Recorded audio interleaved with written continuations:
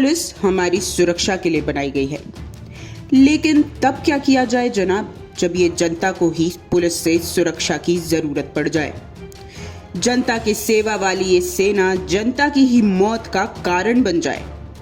न्याय देने वाले ये कर्मचारी एक मासूम निर्दोष की मौत का कारण बन जाए।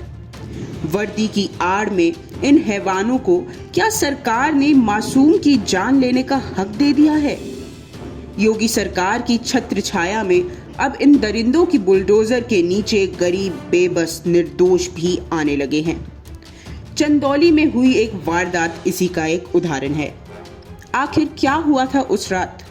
कैसे इन सरकारी दरिंदों ने एक मासूम को बेरहमी से मारा और उसकी मौत हो गई, और कैसे पूरा प्रशासन इन दरिंदों को बचाने की फिराक में लगा हुआ है।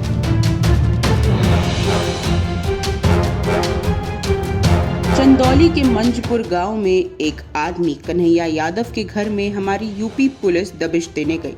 घर पर कन्हैया यादव उस वक्त मौजूद नहीं थे, लेकिन उनकी 2 बेटियां घर पर थी। पुलिस जबरदस्ती घर में घुस आई और दोनों बेटियों को बेधड़क मारने लग गई।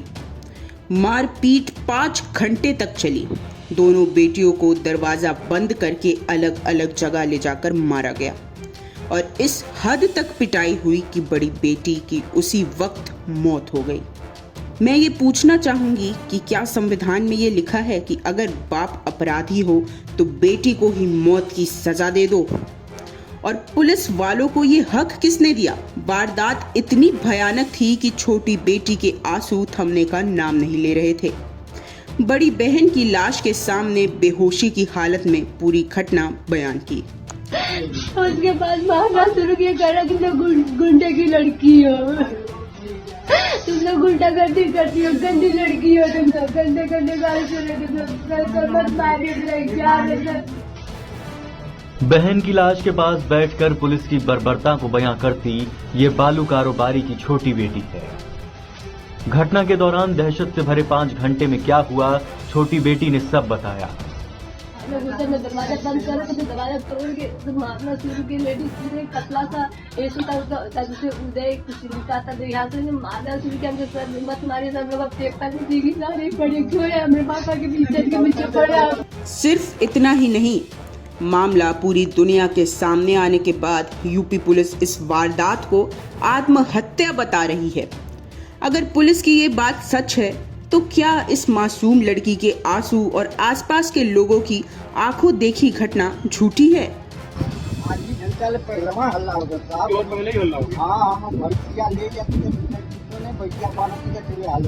अगर ये प्रश्न आप प्रशासन से पूछेंगे तो शायद वो हाँ बोलेंगे और सबूतों की मांग करेंगे, लेकिन अब तो सबूत भी पीड़िता के पक्ष में ही है।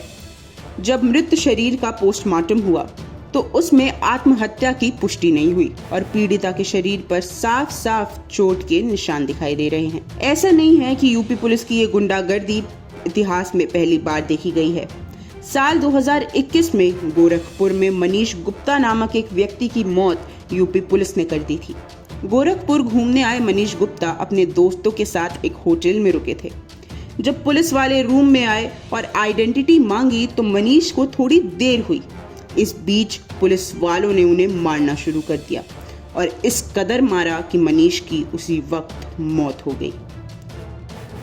इस होटल ही में मेरे हस्बैंड का खून हुआ है, एक पुलिस वाले ने किया है। इस छोटे से बच्चे को मैं क्या जवाब दूंगी? हम बोलेंगे नहीं, आप लोग जो बताओगे करेंगे, मैं कुछ नहीं बोलूंगी। लेकिन उस वक्त भी प्रशासन ने लाखों हथकंडे अपनाए थे। हड़बड़ाहट में गिरने की वजह से मौत, ये बयान उस वक्त दिया गया था।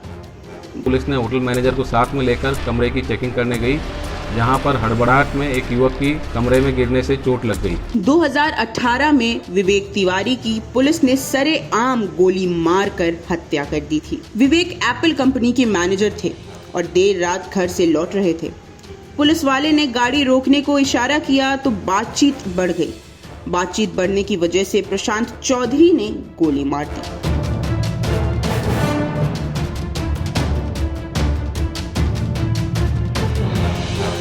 यूपी पुलिस के गुंडागर्दी की ये कुछ उदाहरण है और आए दिन जनता से हाथापाई के मामले तो आते ही रहते हैं। जनता की सेवा की जगह ये जनता की ही बेरहमी से पिटाई की तनख्वाह ले रही है। चंदौली विवाद में भी नेताओं की बयानबाजी जारी है, लेकिन इसमें शायद नेता ये भूल रहे हैं कि बयानबाजी से दोष को न्याय नहीं मिलेगा या फिर वो मासूम लौटकर अपने माता पिता के पास वापस नहीं आएगी। और आप हमसे जुड़े रहने के लिए सब्सक्राइब करें YouTube पर, फॉलो करें Twitter पर और लाइक करें Facebook पर। और ज्यादा जानकारी के लिए आपको टाइप करना होगा सिर्फ न्यूज़ नशा।